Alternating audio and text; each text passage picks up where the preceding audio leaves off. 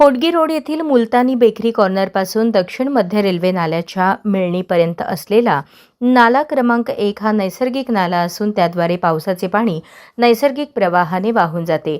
भारतीय सर्वेक्षण विभागाच्या सन 1978 व 2001च्या टोपोशीटमध्येही या नैसर्गिक नाल्याचे अस्तित्व स्पष्टपणे नोंदवण्यात आले आहे.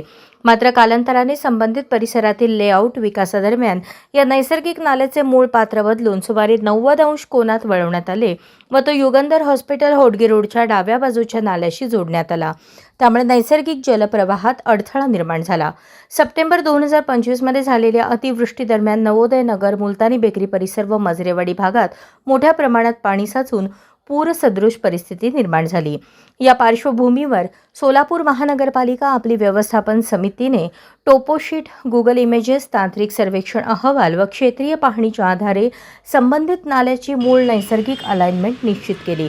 त्यानुसार सदर नाला पूर्ववत करण्याचा निर्णय घेण्यात आला असून तो महानगरपालिकेच्या डिझास्टर मॅनेजमेंट प्लॅनमध्ये समाविष्ट करण्यात आला आहे. तसेच विकास आराखड्यात देखील त्याची नोंद करण्यात आली आहे. महाराष्ट्र सुवर्ण जयंती नगरोत्थान महाअभियानांतर्गत शहरातील पावसाच्या पाण्याचा निचरा सुधारण्यासाठी मंजूर करण्यात आलेल्या नाला सुधारणा प्रक्रियेमध्ये सदरच्या नाल्याचा समावेश आहे.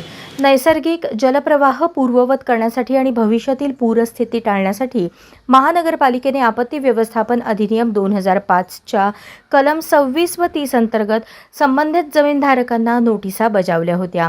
या नोटिसांना आव्हान देत नेताजी भोपळे, विलास ताकमोगे, मारुती ताकमोगे यांनी मुंबई उच्च न्यायालयाच्या कोल्हापूर खंडपीठात रिट याचिका दाखल केली होती.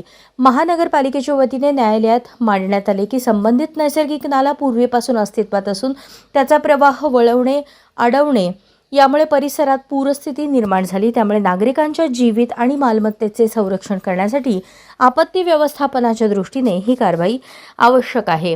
मुंबई उच्च न्यायालयाच्या कोल्हापूर खंडपीठाने 18 जून 2026 रोजी दिलेल्या निर्णयात महानगरपालिकेची भूमिका ग्राह्य धरून सर्व याचिका फेटाळून लावल्या.